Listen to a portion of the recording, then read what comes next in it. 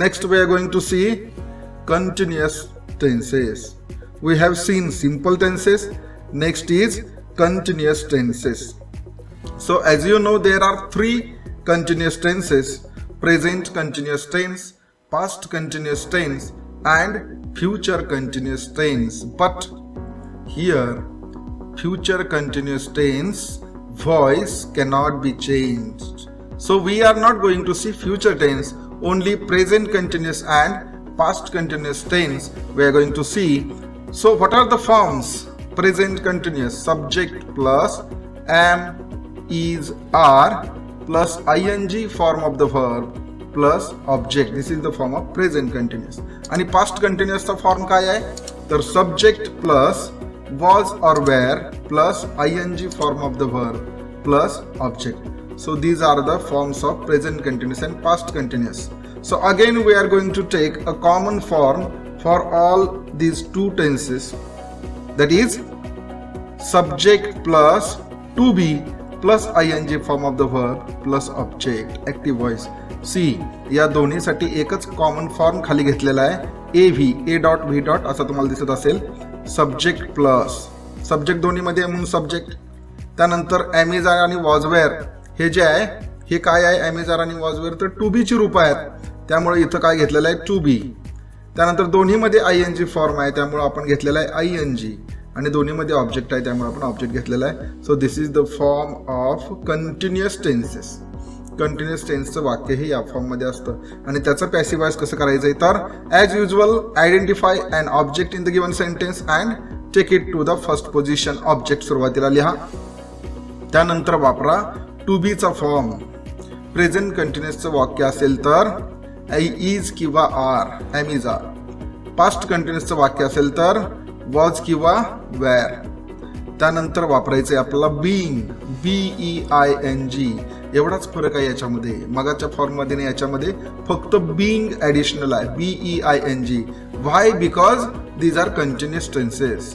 Then use V3. त्यानंतर वापरा V3 म्हणजेच पास्ट पार्टिसिपल क्रियापदाचं तिसरं रूप, आणि त्यानंतर वापरा बाय, आणि at last use subject as I told you before. So let's see examples to understand easily. With the help of examples we can understand how to change actually voice from active to passive voice. So first example is I am playing cricket. Me cricket खेळत आहे. As usual identify an object. How to identify an object? Ask the question what to the verb in the given sentence. दिलेल्या वाक्यातल्या व्हर्बला प्रश्न विचारा. What काय? Playing खेळत आहे. काय खेळत आहे? Cricket. So cricket is object. सुरुवातीला लिहा क्रिकेट. क्रिकेट सुरुवातीला लिहिलं, त्यानंतर वापरणार आहे आपण टू बीचा फॉर्म. प्रेझेंट कंटिन्युअसचं वाक्य आहे क्रिकेट, त्यामुळे सुरुवातीला इज वापरणार की आर वापरणार? तर वापरणार इज. Cricket is. त्यानंतर वापरणार आहे आपल्या फॉर्मनुसार बीइंग, BEING. त्यानंतर वापरणार आहे V3. दिलेल्या वाक्यामध्ये जे व्हर्ब आहे त्याचं तिसरं रूप प्लेड, त्यानंतर बाय, आणि त्यानंतर मी. इथं जर आयच्या ऐवजी ही असतं, ही इज प्लेइंग क्रिकेट, तर वाक्य झालं असतं cricket is being played by him. She is playing cricket, cricket is being played bye her. They are playing cricket, cricket is being played bye them. जसा सब्जेक्ट बदलणार त्या पद्धतीने आपलं वाक्य सुद्धा काय होणार आहे? बदलणार आहे. महत्वाचा काय आहे? तो फॉर्म महत्वाचा आहे, तो तुम्ही लक्षात ठेवायचा आहे. त्यानंतर सेकंड सेंटेन्स आहे आय वॉज प्लेइंग क्रिकेट. आता हे वाक्य पास्ट कंटिन्युअस टेन्सचं आहे. I was playing cricket. So here, as usual, identify an object, write it at first, and then use form of to be was or were. इथं वापरायचं आहे was. त्यानंतर being played by me. You can observe these two sentences answers. There is only one difference is that is and was as per the tense. Present continuous असल्यामुळे is वापरले, past continuous असल्यामुळे was वापरलंय, एवढाच फरक आहे, बाकी काही फरक नाही. Cricket was being played by me. So you can use this form to change any sentence of continuous tenses. Let's see more 2 examples to understand it.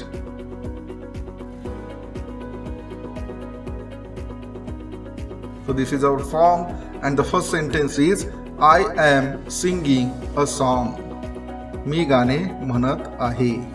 A song is being sung by me.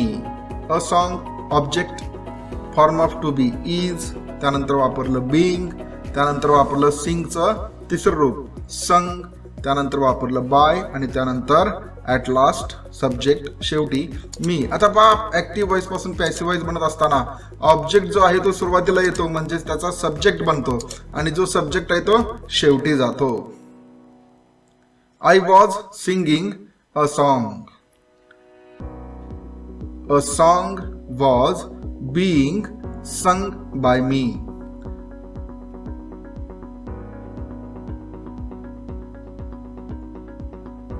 Next and last we are going to see that are perfect tenses. You know very well there are 3 perfect tenses: present perfect, past perfect and future perfect tense. Again we are going to take a common form for all these perfect tenses. Before that, let's see what are the forms of these 3 tenses. So present perfect, subject plus have or has plus V3 plus object. Past perfect, subject plus had plus V3 plus object. And future perfect, subject plus shall have or will have plus V3 plus object. हे या तिन्ही जे tense आहेत त्याचे हे forms आहेत. या तिन्हीसाठी आपण एकच कॉमन फॉर्म घेणार आहोत आणि तो म्हणजे subject plus to have plus V3 plus object. To हॅवचे हे फॉर्म आहेत. Have, has, had, shall have, will have हे फॉर्म आहेत. त्यामुळे त्या सर्वांसाठी आपण काय केलेलं आहे, टू हॅव हेच एवढं घेतलेलं आहे आणि हा झाला कॉमन फॉर्म या तिन्हीसाठी. आणि मग पॅसिव्ह व्हॉइस करताना नेहमीप्रमाणे ऑब्जेक्ट सुरुवातीला घेतला, त्यानंतर टू हॅव. टू हॅव म्हणजे टू हॅवचा फॉर्म वापरायचा आहे. प्रेझेंट परफेक्ट असेल तर हॅव किंवा हॅज, पास्ट परफेक्ट दिलेलं वाक्य असेल तर हॅड, दिलेलं वाक्य फ्युचर परफेक्टचं असेल तर विल हॅव. त्यानंतर वापरायचं आहे बीन, BEEN. त्यानंतर वापरायचं आहे V3 म्हणजेच पास्ट पार्टिसिपल क्रियापदाचं तिसरं रूप. त्यानंतर नेहमीप्रमाणे बाय आणि सब्जेक्ट. तर बघूयात मग वाक्य. हे आपले फॉर्म आहेत. आपला वरती कॉमन फॉर्म आहे subject plus to have plus V3 plus object. या पद्धतीने आपलं वाक्य असणार आहे. आणि पॅसिव्ह व्हॉइस मध्ये सुरुवातीला ऑब्जेक्ट घ्यायचं आहे, त्यानंतर टू हॅवचे फॉर्म वापरायचं आहे, त्यानंतर बीन, V3, बाय आणि सब्जेक्ट. पहिलं वाक्य आपलं आहे I have played cricket. Me cricket खेळलेलो आहे. आणि मग सुरुवातीला घ्या क्रिकेट, आपलं ऑब्जेक्ट आहे. त्यानंतर प्रेझेंट परफेक्टचं वाक्य आहे, त्यामुळं हॅज आपण या ठिकाणी वापरलंय. हॅव किंवा हॅज पैकी काय वापरलंय, हॅज वापरलेला आहे. अनेक वचन असेल तेव्हा हॅव आपण वापरतो. इथं क्रिकेट एक खेळ आहे त्यामुळं हॅज आपण वापरणार आहे. त्यानंतर आपल्या फॉर्मनुसार आपण वापरणार आहे बीन, BEEN. त्यानंतर आपण वापरणार आहे V3 प्लेड, जे ऑलरेडी वाक्यामध्ये दिलेलं आहे V3च आहे, तेच जसंच्या तसं आपण वापरलं प्लेड. त्यानंतर नेहमीप्रमाणे बाय मी. आपलं वाक्य झालं cricket has been played by me. I had played cricket. Past perfect tense. Cricket had been played by me. And last, I shall have played cricket. Object ओळखा क्रिकेट सुरुवातीला घ्या. Cricket will have been played by me. आपला form बघा, आपल्या फॉर्मनुसार सुरुवातीला cricket घेतलं, त्यानंतर टू हॅवचा फॉर्म विल हॅव वापरला, त्यानंतर वापरलं बीन, त्यानंतर प्लेड, त्यानंतर बाय आणि त्यानंतर मीन. तिन्ही वाक्य जर तुम्ही ऑब्झर्व केली तर तिन्हीमध्ये फक्त तुम्हाला टू हॅवच्या फॉर्ममध्ये फरक दिसेल. पहिल्या वाक्यात हॅज, दुसऱ्या वाक्यात हॅड, तिसऱ्या वाक्यात विल हॅव. बाकी इतर काहीही बदल नाही. तर तिन्ही वेगवेगळ्या काळाची वाक्य आहेत म्हणून फक्त टू हॅवच्या फॉर्ममध्ये बदल झालाय. बाकी सगळं जसंच्या तसं आहे. म्हणजे या एका फॉर्मने तुम्हाला प्रेझेंट परफेक्टचं वाक्य असू दे, पास्ट परफेक्टचं वाक्य असू दे किंवा फ्युचर परफेक्टचं वाक्य असू दे, कोणतंही असू दे, तुम्हाला काय करता येणार आहे, त्याचा व्हॉइस चेंज करता येणार आहे. आणखी काही वाक्य आपण बघूयात. आय हॅव संग a song. A song has bin sung by me. A song सुरुवातीला घेतलं. त्यानंतर प्रेझेंट परफेक्टचं वाक्य असल्यामुळं आपण काय वापरलं, हॅज, त्यानंतर बीन नेहमीप्रमाणे, त्यानंतर संग, त्यानंतर बाय आणि मी. आय हॅड संग a song. A song had bin sung by me. I shall have sung a song. A song will have been sung by me.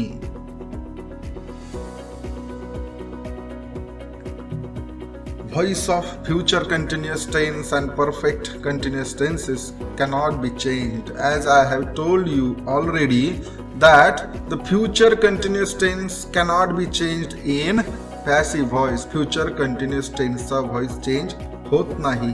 त्याचबरोबर परफेक्ट कंटिन्युअस टेन्सेस आहेत, जसे की प्रेझेंट परफेक्ट कंटिन्युअस आहे, past perfect continuous आहे, future perfect continuous आहे, त्यांचाही voice change होत नाही आणि करायचा नाही. म्हणजे टोटल जे 12 टेन्स आहेत त्यापैकी किती 8च टेन्सचा व्हॉइस आपण चेंज करू शकतो. म्हणजे 3 simple tenses, 2 continuous tenses and 3 perfect tenses. आणि यासाठी आपण एकूण फॉर्म किती बघितले तर 3 पाहिले. 3 सिंपल साठी 1, 2 कंटिन्युअस साठी 1 आणि 3 परफेक्ट साठी 1. यानुसार फक्त 3 फॉर्मच्या मदतीनं आपल्याला कोणतंही वाक्य जरी आलं तरी आपण काय करू शकतो, वाक्याचा व्हॉइस यशस्वीरित्या चेंज करू शकतो.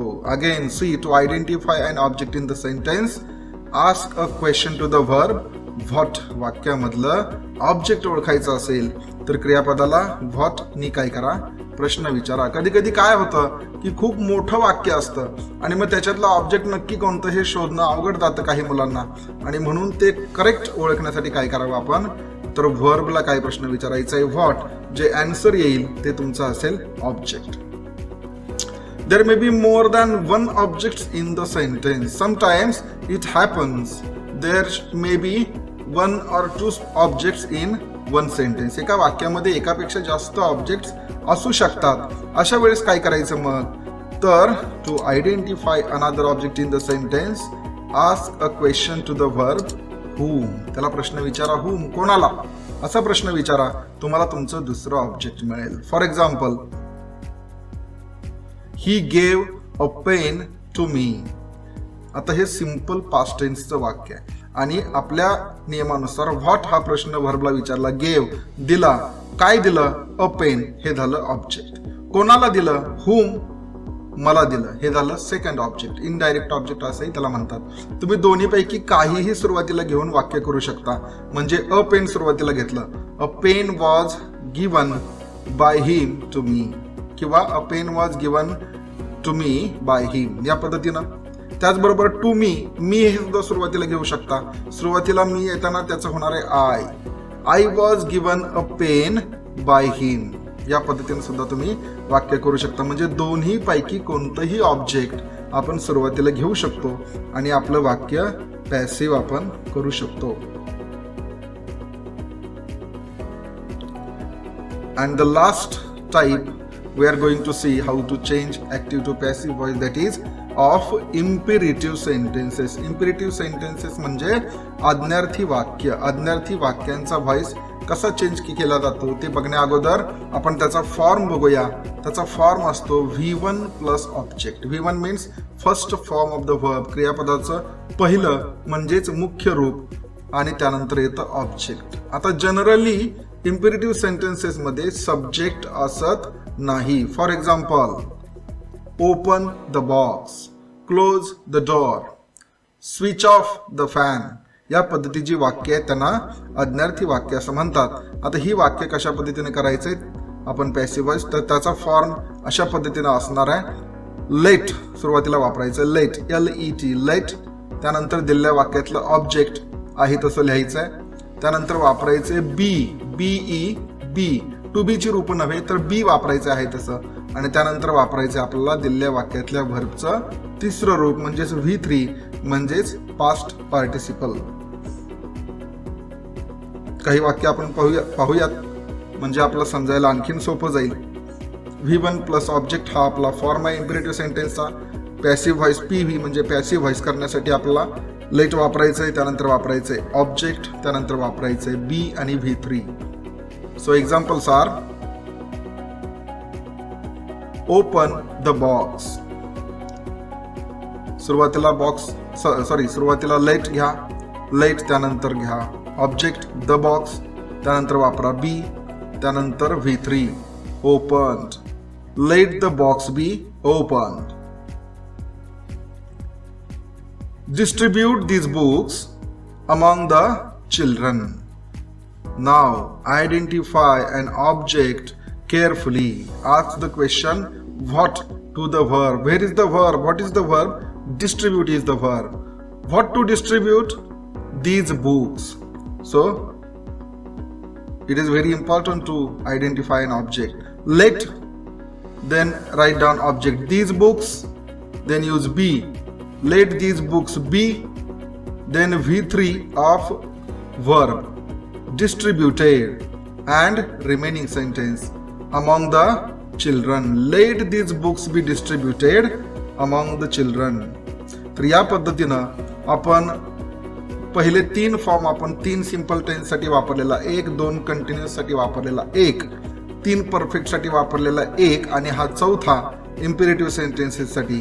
तर या चारही फॉर्मच्या मदतीनं कोणतंही वाक्य जरी आपल्याला परीक्षेमध्ये आलं तरी आपण त्याचा काय करू शकतो तर ऍक्टिव्हचा पॅसिव्ह व्हॉइस अगदी यशस्वीरित्या आणि सोप्या पद्धतीनं आपण करू शकतो. Thank you friends for watching this video carefully. If you really like my videos, please like, share and subscribe my channel Learn English from Home.